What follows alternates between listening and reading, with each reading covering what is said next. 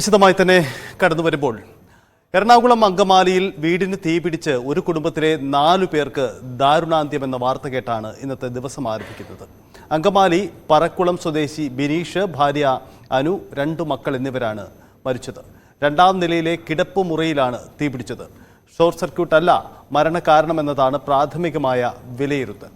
Aluva rural SP Vaibhav സക്സേനയുടെ നേതൃത്വത്തിലുള്ള police സംഘവും forensic സംഘവും സ്ഥലത്തെത്തി പരിശോധന നടത്തുകയാണ്.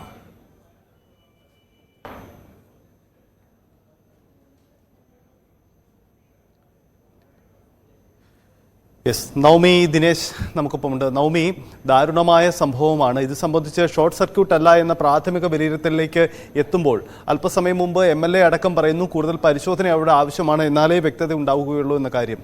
എന്താണ് ഇതുവരെയുള്ള ഒരു നിഗമനം? ഒപ്പം അവിടുത്തെ സാഹചര്യം അതെങ്ങനെയാണ് നവമി?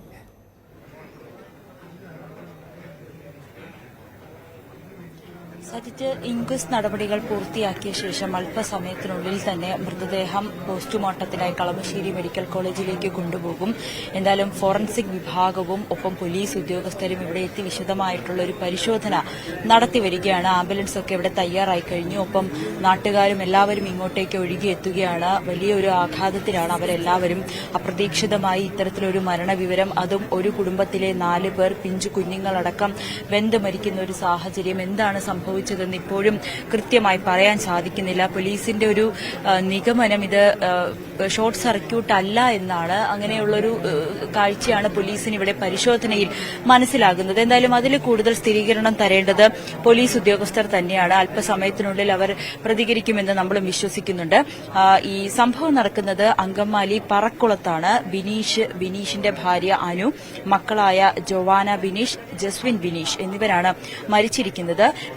ബിനീഷ് ഒരു ജാതിക്ക വ്യാപാരിയാണ്. ഇവിടെ അതിനുമായി ബന്ധപ്പെട്ട ഫാക്ടറിയൊക്കെ പ്രവർത്തിക്കുന്നുണ്ട്. ആദ്യം ഇത് സംഭവം നടക്കുന്നത് രാവിലെ 5 മണിയോടുകൂടിയായിരുന്നു.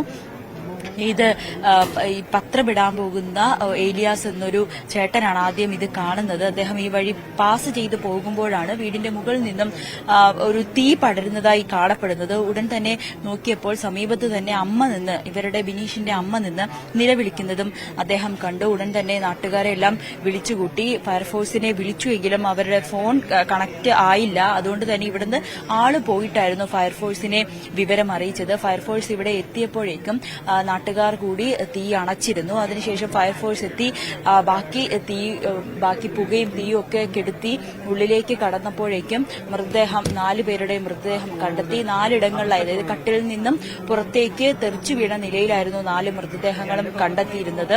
പിന്നീട് പോലീസിനെ വിവരമറിയിച്ചു. പോലീസും പിന്നീട് ഫോറൻസിക് വിദഗ്ധരുമൊക്കെ ഇവിടെ എത്തി പരിശോധന നടത്തുകയാണ്. ജനപ്രതിനിധികളടക്കം റോജി എം ജോൺ MLA അടക്കം ഇവിടെ എത്തുകയും ചെയ്തു. ആ സമയത്ത് തന്നെ ആലുവ റൂറൽ SP വൈഭവ് സക്സേന സ്ഥലത്തെത്തി സ്ഥിതിഗതികൾ വിലയിരുത്തി അദ്ദേഹം മടങ്ങുകയും ചെയ്തു. എന്തായാലും വല്ലാത്തൊരു ദാരുണമായ സംഭവം തന്നെയാണ്. ഈ സംഭവം നടന്ന സമയത്ത് പുലർച്ചെ 4 മണിക്കാണ് അമ്മ പതിവ് പോലെ എഴുന്നേറ്റ് വന്നപ്പോഴാണ് ഇത്തരത്തിലൊരു പതിവിന് വിപരീതമായ ഒരു ശബ്ദവും പിന്നീട് പുകയും തീയും ഒക്കെ കാണപ്പെടുന്നത്. ഉടൻ തന്നെ അമ്മ മുകളിലത്തെ നിലയിലേക്ക് പോവാൻ ശ്രമിച്ചുവെങ്കിലും വലിയ രീതിയിൽ തീ പടരുന്നതിനാൽ അങ്ങോട്ടേക്ക് പോകാൻ സാധിച്ചില്ല. പിന്നീട് പുറത്തേക്കിറങ്ങി നിലവിളിച്ചു. അതിനുശേഷമാണ് നാട്ടുകാർ ഓടിക്കൂടി തീ അണയ്ക്കുകയുമൊക്കെ ചെയ്തത്. എന്തായാലും വളരെ വിഷമിപ്പിക്കുന്ന ഒരു സാഹചര്യം തന്നെയാണ് ഇവിടെ ഉണ്ടായിരിക്കുന്നത്. ഈ മരിച്ച ബിനീഷിന്റെ ഭാര്യ അനു MAGJ ഹോസ്പിറ്റൽ, ബൂക്കന്നൂരിലെ ഹോസ്പിറ്റലിലെ നഴ്സിംഗ് ട്യൂട്ടറായി ജോലി ചെയ്തു വരികയാണ്. 2 മക്കൾ, മൂത്ത മകൾ 3ാം ക്ലാസ്സിൽ പഠിക്കുന്നു. 2ാമത്തെ മകൻ ഇപ്പോൾ LKGയിലേക്ക് പ്രവേശനം നേടിയതേ ഉള്ളൂ. അങ്ങനെ വലിയൊരു വിഷമഘട്ടത്തിലാണ് ഈ കുടുംബം. നമുക്ക് ഇപ്പോൾ ദൃശ്യങ്ങളിൽ കാണാം. റോജി എം ജോൺ MLA അടക്കം ഈ സംഭവം നടന്ന ഇടത്തേക്ക് പോയി നോക്കുന്നുണ്ട്. ഒപ്പം പോലീസ് ഉദ്യോഗസ്ഥരും ഫോറൻസിക് വിഭാഗവുമൊക്കെ ഇവിടെ എത്തിയിട്ടുണ്ട്. അവരെല്ലാം അവരുടേതായിട്ടുള്ള പരിശോധനകൾ നടത്തി വരികയാണ്. ആദ്യം ഈ ഒരു നാട്ടുകാരൊക്കെ കരുതിയിരുന്നത് ഈ ഒരു ജാതിക്ക ഫാക്ടറിയുണ്ട്, വ്യാപാരിയാണ് ബിനീഷ്. പരിശോധിച്ചപ്പോൾ ജാതിക്ക ഫാക്ടറിയിൽ തീ പിടിച്ചതാകാമെന്നുള്ള ഒരു സംശയമായിരുന്നു. അങ്ങനെ പറയാൻ കാരണം ഒരു 3 വർഷം മുമ്പ് സമാനമായ രീതിയിൽ ഈ ഫാക്ടറിയിൽ ഒരു തീപിടുത്തമുണ്ടായിരുന്നു. അത് തന്നെയാണ് നാട്ടുകാർ ആദ്യം വിചാരിച്ചത്. അവിടെ ഉണ്ടായ തീപിടുത്തത്തിലായിരിക്കും വീട്ടിലേക്കും തീ പിടിച്ചതെന്ന്. പക്ഷെ പോലീസ് എത്തി ഇവിടെ പരിശോധിച്ചപ്പോൾ അങ്ങനെ തീ പടർന്ന ഒരു സാഹചര്യമോ അല്ലെങ്കിൽ തീ പടർന്നിരിക്കുന്ന ഒരു രീതിയിലും ഇവിടെ കാണാൻ പറ്റിയിട്ടില്ല. നമ്മളിപ്പോൾ ദൃശ്യങ്ങൾ കാണുന്നതാണ് ഈ ഫാക്ടറിയും. അപ്പോൾ അവിടെ തീപിടുത്തമൊന്നും ഉണ്ടായിട്ടില്ല എന്ന് മനസ്സിലായി. പിന്നീടാണ് മനസ്സിലായത് ഈ മുറിയിൽ മാത്രമാണ്, 2 നിലയുള്ള മുറിയാണ്, മുകളിലത്തെ മുറിയിൽ മാത്രമാണ് ഇത്തരത്തിൽ തീപിടുത്തമുണ്ടായത്. ബിനീഷും ഭാര്യയും 2 മക്കളും ഈ മുറിയിലായിരുന്നു കിടന്നുറങ്ങിയിരുന്നത്. ഈ ഉറക്കത്തിൽ തീപിടിച്ചതുകൊണ്ടാകാം ഇവർക്ക് രക്ഷപ്പെടാനുള്ള ഒരു സാധ്യത ഇല്ലാതെ പോയത് എന്നൊരു നിഗമനം കൂടി നാട്ടുകാരും പോലീസും ഒക്കെ കരുതുന്നുണ്ട്. എന്തായാലും കൂടുതൽ വിശദമായ വിവരങ്ങൾ നമുക്ക് ഉടൻ തന്നെ ലഭിക്കും. അതോടൊപ്പം തന്നെയാണ് ഈ വീട്ടിൽ ഇവരെ കൂടാതെ ഒരു അതിഥി തൊഴിലാളി കൂടി താമസിക്കുന്നുണ്ട്. അദ്ദേഹം ഈ ഫാക്ടറിയിലെ ജോലിക്കാരനാണ്. അദ്ദേഹവും ഈ അമ്മയുടെ നിലവിളി കേട്ട് ഇവിടെ എത്തുകയും ഓടിയെത്തുകയും തീയണയ്ക്കാനുള്ള ശ്രമങ്ങളൊക്കെ നടത്തുകയും ചെയ്തു. പിന്നീട് സമീപ പ്രദേശത്തെ പുലർച്ചെ 4 മണിയായതിനാൽ വീട്ടിൽ എല്ലാവർക്കും ഉറങ്ങുന്ന സമയമായതിനാൽ പലരും ഈ വിളി കേട്ടിരുന്നില്ല. അതിനുശേഷം പിന്നീട് പത്രക്കാരനും പിന്നീട് ഈ വഴി പോയ നാട്ടുകാരെല്ലാവരും ചേർന്നാണ് ബാക്കിയുള്ളവരെയൊക്കെ വിളിക്കുകയും തീയണയ്ക്കാനുള്ള പ്രവൃത്തികൾ ആരംഭിക്കുകയും ഒക്കെ ചെയ്തിട്ടുണ്ടായിരുന്നത്. എന്തായാലും വളരെ വിഷമിപ്പിക്കുന്ന ഒരു സംഭവം തന്നെയാണ്. നാട്ടുകാരെല്ലാം വളരെ വിഷമത്തിലാണ്. ബിനീഷും കുടുംബവും അയൽവാസികളുമായി നാട്ടുകാരുമായും ഒക്കെ നല്ല രീതിയിൽ ബന്ധം പുലർത്തുന്ന സൌഹൃദമുള്ള ഒരു കുടുംബം കൂടിയായിരുന്നു. അമ്മയെ ഇപ്പോൾ അടുത്തുള്ള ഒരു ബന്ധുവിന്റെ വീട്ടിലേക്ക് ആക്കിയിരിക്കുകയാണ്. അമ്മയും വല്ലാത്തൊരു മാനസികാവസ്ഥയിലാണ്. ഒരു ആഘാതത്തിൽ നിന്നും ഇപ്പോഴും മുക്തരായിട്ടില്ല. എന്തായാലും ബിനീഷിന്റെയും ഭാര്യയുടെയും ബന്ധുക്കൾ എല്ലാവരും ഇവിടെ എത്തിയിട്ടുണ്ട്. അവരുമൊക്കെ ആ ഒരു വിഷമത്തിൽ തന്നെയാണ്. അപ്രതീക്ഷിതമായിട്ടുള്ള തന്റെ മക്കളുടെയും പേരക്കുട്ടികളുടെയും ഒക്കെ മരണത്തിന്റെ ഒരു ആഘാതത്തിലും വിഷമത്തിലും തന്നെയാണ് കുടുംബവും ഈ നാടാകെ എത്തി നിൽക്കുന്നത്. എന്തായാലും ഇന്ന് രാവിലെ 5 മണിയോടുകൂടിയായിരുന്നു നാട്ടുകാർ ഈ വിവരം അറിയുന്നത്.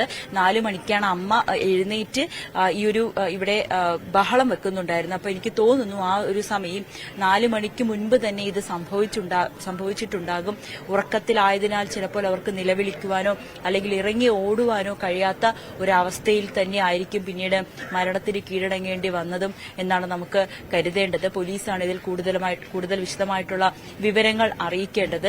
എന്തായാലും ഇൻക്വസ്റ്റ് നടപടികൾ പൂർത്തിയാക്കി അല്പസമയത്തിനുള്ളിൽ തന്നെ കളമശ്ശേരി മെഡിക്കൽ കോളേജിലേക്ക് 4 മൃതദേഹങ്ങളും കൊണ്ടുപോകും. അതിനുശേഷം പോസ്റ്റ്മോർട്ടം അടക്കമുള്ള കാര്യങ്ങൾ നടക്കും. അതിനുശേഷം മാത്രമായിരിക്കും സംസ്കാരമുള്ള കാര്യങ്ങളിലേക്ക് കടക്കുക. എന്തായാലും അത് കുടുംബമാണ് അക്കാര്യത്തിലുള്ള വിവരങ്ങളും സ്ഥിരീകരണങ്ങളും നൽകേണ്ടത്. പോലീസും ഫോറൻസിക് വിഭാഗവും ഇപ്പോൾ വീടിന്റെ ഈ മുറിക്കുള്ളിൽ പരിശോധനകൾ നടത്തുകയാണ്. മുറിക്കുള്ളിലുള്ള എല്ലാ വസ്തുക്കളും കത്തിക്കരിഞ്ഞ നിലയിൽ കൂടിയാണ് കാണപ്പെട്ടിരിക്കുന്നത്. സജിത്ത്, അതാണ് ഞെട്ടിക്കുന്ന സാഹചര്യമാണ് കുടുംബത്തിന്റെ അവസ്ഥ. അത് ആ നാട്ടുകാരെയും അങ്ങേയറ്റം ഭീതിയിലാത്തുന്നുണ്ട്. കാരണം എന്തുകൊണ്ടാണ് ഈ അപകടമുണ്ടായത്, എങ്ങനെ ഉണ്ടായി എന്നതാണ്. ഉറങ്ങിക്കിടക്കുമ്പോൾ തീ പടർന്നു മരിക്കുക, വെന്തു മരിക്കുക എന്ന ദാരുണമായ ഒരു അവസ്ഥയാണ്. രാവിലെ നാട്ടുകാരാണ് ആദ്യം തീ പടരുകയും പിന്നീട് രക്ഷാപ്രവർത്തന ശ്രമങ്ങൾ നടത്തുകയും ചെയ്തത്. ആ അപകടത്തിന്റെ ഞെട്ടലിലാണ് അവിടെ എത്തിയ നാട്ടുകാരിപ്പോഴും. ഞാൻ ഏകദേശം ഒരു 6 മണി 6:15 ഇവിടെ എത്തിച്ചേർന്നിരുന്നു. അപ്പോൾ തന്നെ ഇവിടെ തീയൊക്കെ ആ സമയത്തേക്ക് ഫയർഫോഴ്സൊക്കെ എത്തിയാണ്. നാട്ടുകാർ രാവിലെ നടക്കാൻ പോയ ആളുകളാണ്, എണീറ്റ് സമീപത്തുള്ള ആളുകളാണ് ഇത് സംഭവം അറിയുന്നത്. അതിനു മുമ്പ് തന്നെ താഴത്തെ നിലയിൽ കിടന്നുറങ്ങിയിരുന്ന അമ്മ വിവരം അറിഞ്ഞിരുന്നു. അമ്മ മുകളിലേക്ക് ചെല്ലാൻ ശ്രമിച്ചപ്പോൾ മുകളിൽ 2 മുറികളിലും നല്ല നിലയിൽ തീ പടർന്നിട്ടുണ്ട്.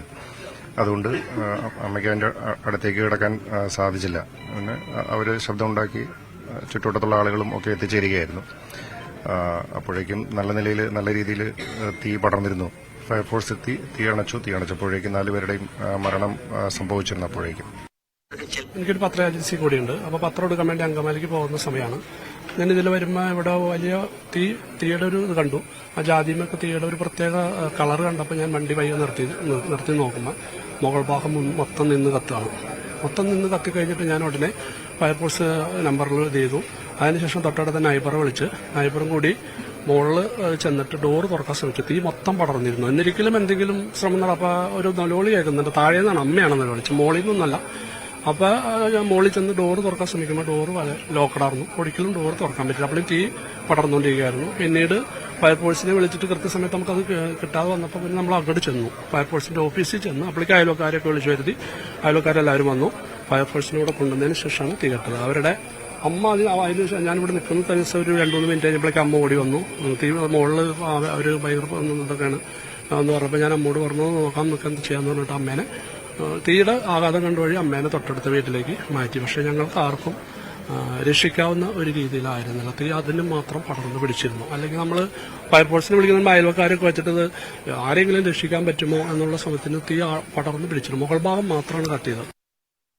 ഈ റൂമിൽ നിറച്ച് ഫയറായിട്ടിരിക്കുകയായിരുന്നു. അപ്പോൾ നമ്മൾ പുറത്തുനിന്നാണ് ആദ്യം ഫൈറ്റ് ചെയ്ത് കഴിഞ്ഞ് ഒരുവിധം ഇതായി കഴിഞ്ഞപ്പോൾ നമ്മൾ അകത്തേക്കൂടെ കയറി നോക്കിയപ്പോൾ കോണിയുടെ ലാൻഡിങ് ഏരിയയിലും ഹോളിലും റൂമിലൊക്കെ ഫയറായിരുന്നു. അപ്പോൾ അങ്ങനെ പതുക്കെ കെടുത്തിയിട്ടാണ് റൂമിലേക്ക് കിടന്നത്. റൂമിൻ്റെ ഡോറൊക്കെ കത്തി ഓൾറെഡി നശിച്ചിരുന്നു. നല്ല ഫയർ സ്പ്രിങ്ങിൻ്റെ മാട്രസ് ആയിരുന്നു, നല്ല തിക്നെസ് ഉള്ളത്. അതിങ്ങനെ കത്തി ഭയങ്കരമായിട്ട് തീയും പുകയൊക്കെ വന്നുകൊണ്ടിരിക്കുകയായിരുന്നു. കെടുത്തി കഴിഞ്ഞപ്പോഴാണ് ബോഡി കണ്ടത്. യെസ്, എന്തായാലും ഈ അവിടെ കൂടിയ രക്ഷാപ്രവർത്തനം നടത്തിയ ഉദ്യോഗസ്ഥരടക്കം പറയുന്നത് അതിഭയങ്കരമായ രീതിയിൽ തീ പടർന്നു എന്നതാണ്. നവമി, ഈ ഉദ്യോഗസ്ഥരൊക്കെ വിശദീകരിക്കുന്നതനുസരിച്ച് ഏതെങ്കിലും ഈ സ്ഫോടക വസ്തുവിൻ്റെ സാന്നിധ്യമോ അല്ലെങ്കിൽ അങ്ങനെ എന്തെങ്കിലും ലായനിയുടെ സാന്നിധ്യമോ അങ്ങനെ തീ പെട്ടെന്ന് പടരാൻ കഴിയുന്ന രീതിയിലുള്ള എന്തെങ്കിലും വസ്തുക്കൾ റൂമിൽ ഉണ്ടായിരുന്നു, അങ്ങനെ എന്തെങ്കിലും സൂചനകൾ കിട്ടുന്നുണ്ടോ? കാരണം ഈ മഴയുള്ള ഈ തരത്തിൽ ഒരു പൊതുവിൽ തണുപ്പുള്ള ഒരു കാലാവസ്ഥയിൽ ഇങ്ങനെ തീ പടർന്ന് പിടിക്കണമെങ്കിൽ അത് മറ്റെന്തെങ്കിലും ഒരു കാരണമുണ്ടാവുമല്ലോ. അത്തരം സൂചനകളിലേക്ക് വല്ല ഉദ്യോഗസ്ഥർ പോയിട്ടുണ്ടോ?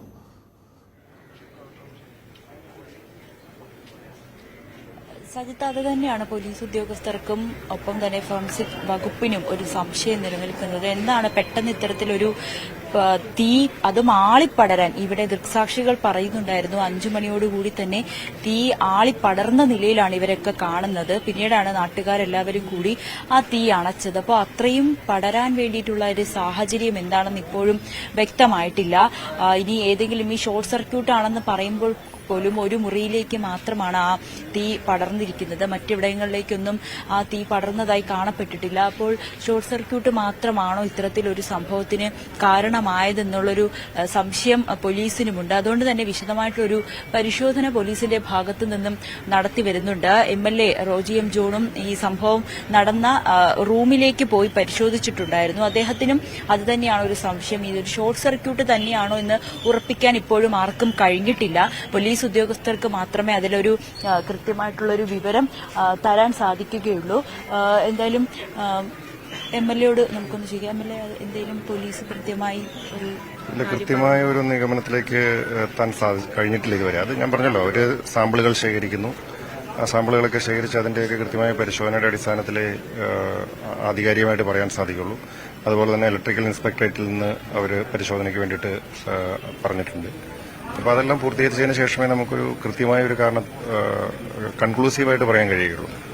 ഇപ്പോൾ അതിന്റെ ഇൻക്വസ്റ്റ് നടപടികൾ നടക്കുകയാണ്. കാരണം 4 ബോഡിയും 4 പേരുടെയും ഇൻക്വസ്റ്റ് സെപ്പറേറ്റ് ആയിട്ട് ചെയ്യേണ്ടതായിട്ടുണ്ട്. അത് പൂർത്തീകരിച്ച് നമ്മൾ പോസ്റ്റ്മോർട്ടത്തിന് ബോഡി കൊണ്ടുപോകും കളമശ്ശേരിക്ക്.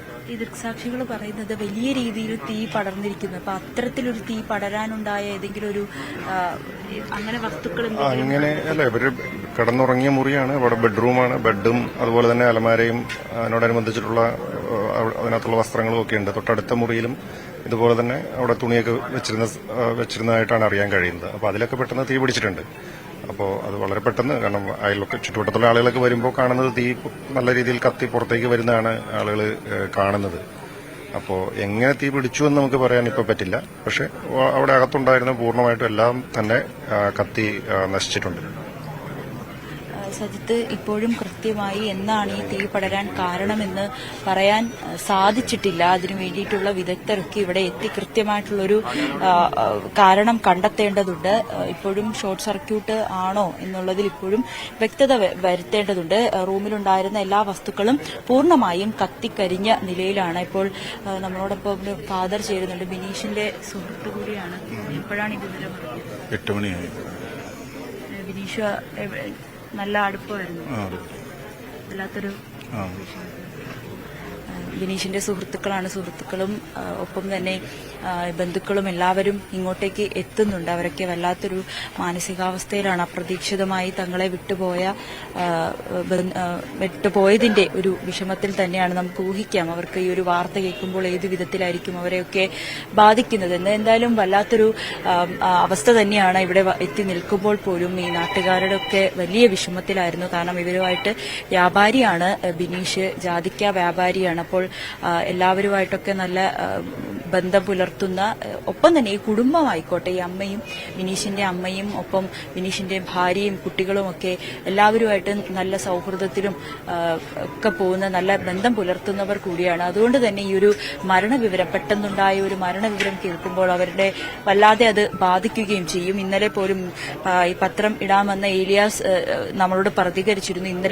ഇന്നലെ രാവിലെ പോലും ഒരു 7 മണി സമയത്താണ് മക്കളെ സ്കൂളിൽ വിടാൻ വേണ്ടിയിട്ട് ഇവര് ബിനീഷും ഭാര്യയും ഗേറ്റിന്റെ അടുത്ത് നിന്നിരുന്നു. അപ്പോഴും സംസാരിച്ചതിന് ശേഷമാണ് പിരിഞ്ഞത്. പക്ഷെ ഇങ്ങനെ ഒരു പിറ്റേ ദിവസം ഇതേ സമയത്ത് അവര് ഇങ്ങനെ ഒരു അവസ്ഥയിലേക്ക് കാണാൻ കഴിയുമെന്ന് ആരും തന്നെ വിചാരിച്ചിരുന്നില്ല. ഈ പത്രം ഇടാൻ വന്നിരുന്ന ഏലിയാസ് എന്ന ചേട്ടനാണ് ആദ്യം ഈ കാര്യം അറിഞ്ഞത്. ഇപ്പോൾ ഇവരുടെ ബന്ധുക്കൾ ഇങ്ങോട്ടേക്ക് എത്തിക്കൊണ്ടിരിക്കുകയാണ്.